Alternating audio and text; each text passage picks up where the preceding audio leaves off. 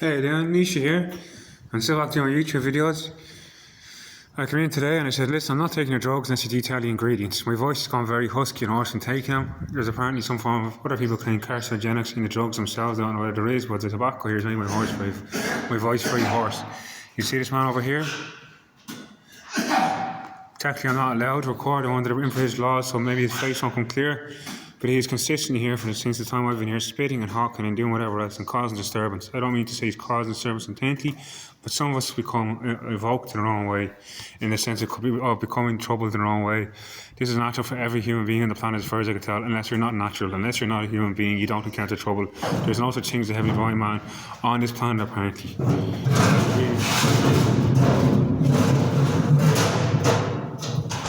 And this is what we have to go through as patients on a daily basis, which is our healing methods to put up with this.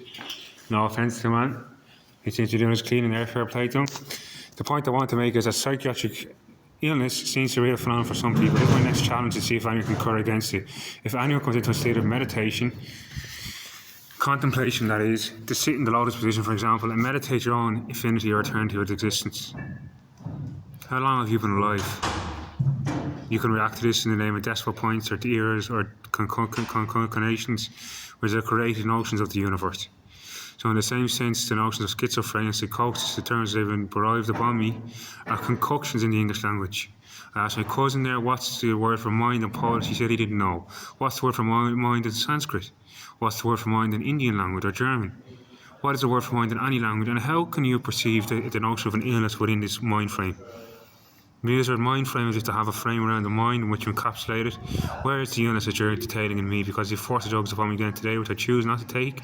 But they say because they supplied the ingredients, which he did. In fairness to them, after 9 years of me debating to get the ingredients, they came out and said, here's the ingredients for the drugs. After 9 years, they finally supplied them. I don't know what half the ingredients are, but I had to take them in that regard. I had to.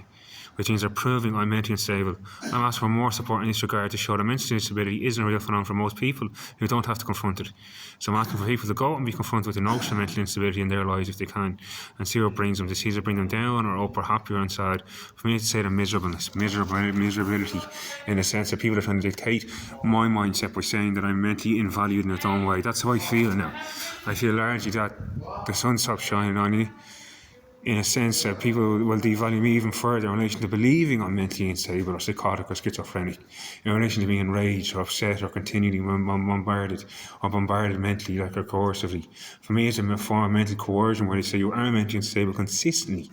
And I'm asking in this video, how unstable do I appear? How unstable do I come across? Or how clear am I? Because clearness is like a still water. And I do a lot of photography. For those of you who know photography, I've done at lakes, rivers, all sorts of stuff. Clear water is what I love because it exemplifies the human being in its purest form. And that's what I adhere to in the name of what we call God, the heavenly, divine, perfect man. It's not that I am heavenly, divine, or perfect, but I choose to try to be, or I choose to be within myself, which is where the mental conflict is coming on, where people are saying, look at all these flaws, look at all these flaws, look at all these flaws. Take the word flaw, English dictionary, what have you got? Pure, healthy, fresh air. That's where most people spend their time. That's where I spend most of my time my own way. When I have my car, I can get into my car and I go into nature. I go into other environments where I feel at peace. This place here I showed earlier on in another video is not the most peaceful of environments. It's not the most peaceful environments. There's an awful lot of conflict, there's a lot of contradictory measures. There's a lot of negateness in relation to what people want. I want to go home my own way, which is still not being provided. And I even showed this flame